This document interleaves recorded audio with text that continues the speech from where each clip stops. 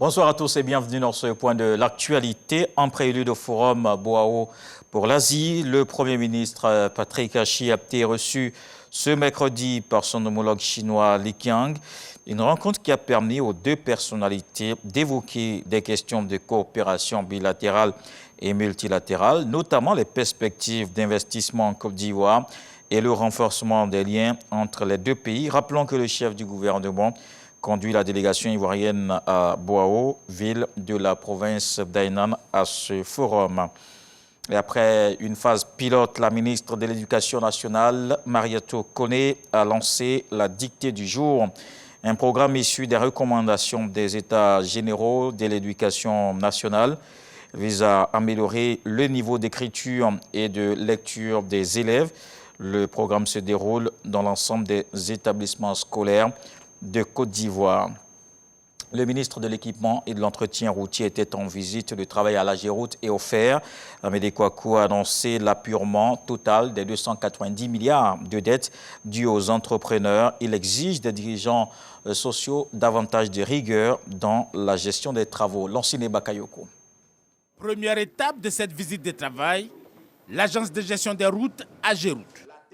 Ici, la question des dettes dues aux entreprises qui ont réalisé des travaux routiers au bénéfice de l'État a pendant longtemps provoqué un froid avec ses adjudicataires des marchés. Mais grâce à la détermination du gouvernement, tous les comptes sont désormais soldés. À fin 2022, il y avait une dette dans le secteur d'à peu près 290 milliards qu'on devait aux entreprises. Et grâce au président de la République, les 290 milliards ont été entièrement payés aux entreprises. Aujourd'hui, dans le secteur de l'entretien routier, normalement, on doit 0 francs aux entreprises. Je pense que c'est un honneur que nous a fait le président. Et donc, il faudrait que nous travaillions pour ne plus retomber dans ça.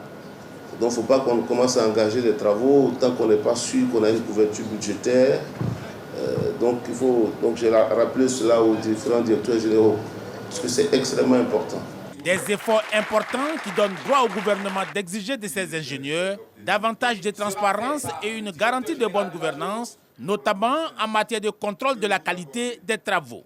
Amédée Kouakou Kofi a évoqué le civisme et la responsabilité des techniciens, appelés à s'approprier les grands chantiers d'infrastructure initié par le président Alassane Ouattara. Deuxième étape de la visite ministérielle, le fonds d'entretien routier FAIR.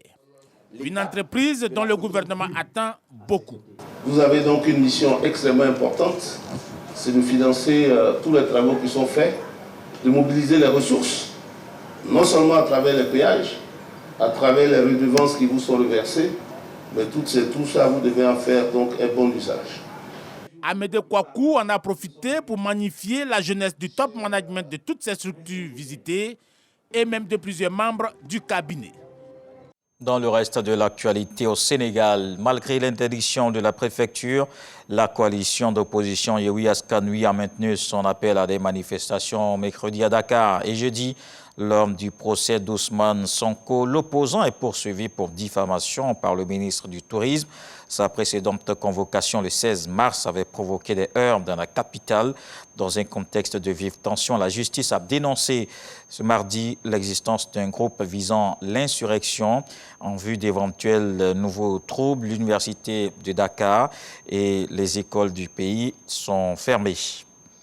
Et l'Assemblée générale des Nations unies a adopté ce mercredi par consensus et sous les applaudissements une résolution. Elle demande l'avis de la Cour internationale de justice sur les obligations des États en matière de lutte contre le réchauffement climatique. Ensemble, vous écrivez l'histoire, a déclaré le secrétaire général de l'organisation. Antonio Guterres à la tribune a estimé que même non contraignant, le futur avis de l'organe judiciaire de l'ONU pourrait aider les dirigeants de la planète à prendre des mesures climatiques plus courageuses et plus fortes. accompagné de son épouse Camilla. Le roi Charles III est arrivé ce mercredi en Allemagne pour sa première visite d'État à l'étranger depuis son accession au trône. À l'origine, ce déplacement devait être précédé d'un voyage en France, mais la visite du couple royal a été reportée en raison des troubles sociaux qui agitent le pays. Le chef de l'État allemand, Frank-Walter Steinmeier, a salué ce déplacement en Allemagne. Il estime que c'est un signe important de la relation germano-britannique. Aujourd'hui, 6 ans après que le Royaume a commencé à quitter l'Union européenne, nous avons un nouveau chapitre dans nos relations, a déclaré le président de la République allemande dans un discours d'accueil au château de Bellevue. Voilà pour le point de l'actualité. On se retrouve à 20h. Voici tout de suite les infos régionales.